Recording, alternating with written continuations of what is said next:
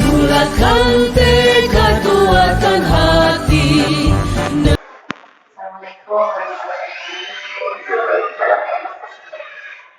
Assalamualaikum warahmatullahi wabarakatuh.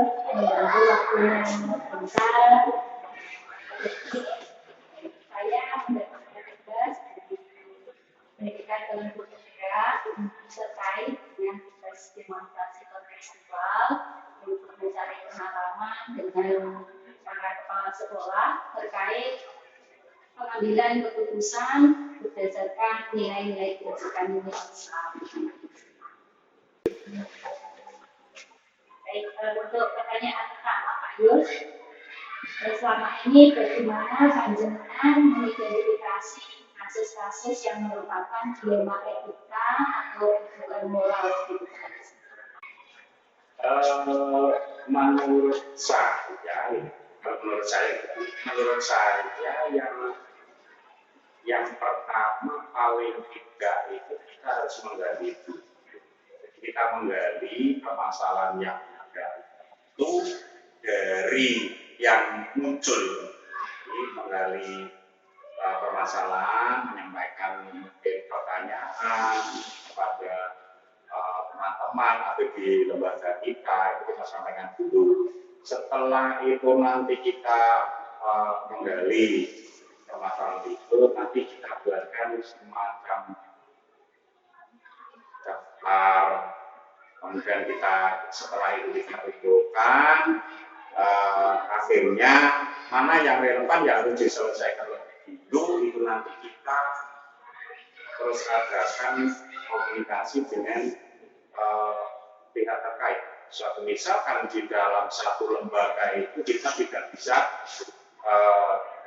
bekerja sendiri, kita harus memanfaatkan stakeholder yang ada.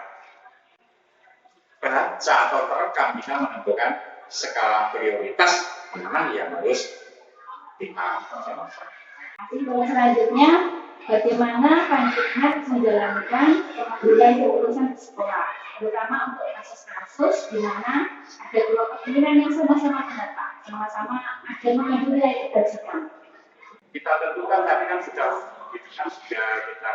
mampu, kita ambil skala prioritas. Mana yang relevan, mana yang lebih banyak, apa yang harus kita dahulukan, yang lebih baik itu nanti yang kita dahulukan seperti itu. Kemudian setelah itu ya tetap kita harus ada dukungan dari pihak-pihak terkait, dari pihak terkait. Kalau sudah kita komunikasikan, setelah kita bicarakan secara bersama-sama teman-teman, mungkin dalam keputusan itu mana yang terbaik, kita cari ini loh yang relevan dengan yang harus kita dulukan, ini yang relevan. Dari mereka seperti apa, kemudian kita ambil skala prioritasnya yang nilai kebajikannya yang lebih tinggi, gitu ya Pak? Betul, paling tidak kan seperti itu. Ya. Kalau kita memprediksi semuanya benar, tapi kan ada yang lebih benar. Dan skala prioritas yang lebih tinggi ya Pak? Kalau saya seperti itu. Selanjutnya, langkah-langkah atau prosedur seperti apa yang bisa panjenengan lakukan selama ini untuk menyelesaikan dilema etika? Langkah-langkahnya. Kita ya mengenal itu permasalahan itu, mengenali permasalahan ini kita coba pelajari. Kemudian selanjutnya dari permasalahan ini siapa yang terlibat dalam istilahnya dalam kasus dilema itu, siapa saja yang terlibat. Dan setelah itu kita kumpulkan fakta-fakta, bisa bukti dari kasus dilema etika itu kita carikan fakta atau bukti dengan situasi dan kondisi yang ada. Nah, hal-hal apa saja yang selama ini panjenengan anggap efektif dalam pengambilan keputusan pada kasus-kasus dilema etika? Pertama kita menentukan terus mengidentifikasi permasalahan tadi, setelah itu kita harus membuat rencana kerja dalam penyelesaian masalah tersebut. Setelah itu kita laksanakan tindakan. Setelah kita melaksanakan tindakan, kita adakan evaluasi dan monitoring terhadap permasalahan itu. Nah, yang paling akhir mesti ini sesuai dengan program yang ada yang ada tindak lanjut. Jadi tidak hanya apakah panjenengan memiliki sebuah tata cara atau jadwal tertentu dalam penyelesaian kasus dilema etika? Apakah panjenengan langsung menyelesaikan di tempat atau ini dijadwal dulu penyelesaian seperti apa, bentuk atau prosedur seperti apa yang akan dijalankan atau kalau program itu saya tidak punya program, namun ketika di dalam lembaga ini ada permasalahan, paling tidak permasalahan itu ya paling tidak kita tampung dulu. Setelah kita tampung, itu nanti baru biasanya kami juga langsung menangani permasalahan itu. Kita lihat Mbak, istilahnya itu permasalahan yang muncul itu begini-begini itu kan kita telah apa sebenarnya yang terjadi, apa sebenarnya yang harus kita lakukan. lalu untuk adakah seseorang atau faktor yang selama ini mempermudah atau membantu panjenengan dalam pengambilan keputusan kasus dilema etika? Timbangan, itu apa istilahnya kolaborasi itu ya dari teman-teman kami, teman sewat, dari mungkin pimpinan yang di atas kami, mungkin dari Dinas, dari ya kami bergantung. Mesti kami kolaborasi dengan stakeholder yang ada dan pihak yang terkait dalam mengatasi munculnya masalah dilema IPK seperti ini. Bisa mempermudah itu kita bisa menempatkan diri di mana kita melibatkan pihak-pihak terkait gitu ya Pak. Misalnya di secara kedinasan, ya iya betul. Jadi tidak harus kita langsung tidak mengambil keputusan secara sepihak sendiri. Saya tidak bisa. Ini yang terakhir Pak Yus.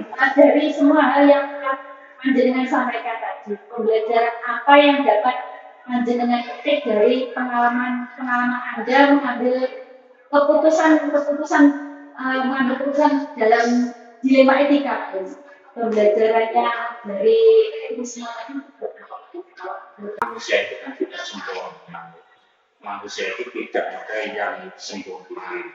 Jadi ketika kita itu mengambil satu keputusan, tentu itu harus adanya banyak pertimbangan, banyak masukan dalam pengambilan keputusan itu. Jadi untuk menentukan satu kebijakan, satu keputusan yang harus kita tentukan di situ, menurut saya ya tetap harus ada kolaborasi dengan yang lebih tinggi. Kemudian teman sejawat itu juga penting. Kita tanpa adanya kerjasama dengan teman-teman, nggak mungkin kita akan mengatasi secara diri sendiri langsung nggak bisa. Apapun bentuknya, yang namanya satu org, satu lembaga, kalau saya kebersamaan dalam pengambilan keputusan itu harus dimusyawarahkan secara mufakat. Saya kira itu lebih efisien, lebih efektif. Arah dan tujuan apa yang akan kita tentukan di sana. Terima kasih Pak Yus atas waktu yang diluangkan untuk kami dan dukungan kepada kami. Semoga kami bisa menyelesaikan tugas-tugas pendidikan kita dan semoga kami bisa mengamalkan apa yang sudah kami dapatkan di sama-sama. Insya Allah dengan nawa itu bismillah, kalau memang penjenengan itu melaksanakan betul apa yang sudah ada di dalam tuntunan jumlah dan sebagainya sesuai dengan itu, insya Allah tidak ada yang tidak mungkin, semuanya Pak insya Allah sesuai dengan Terima kasih Pak Yogi.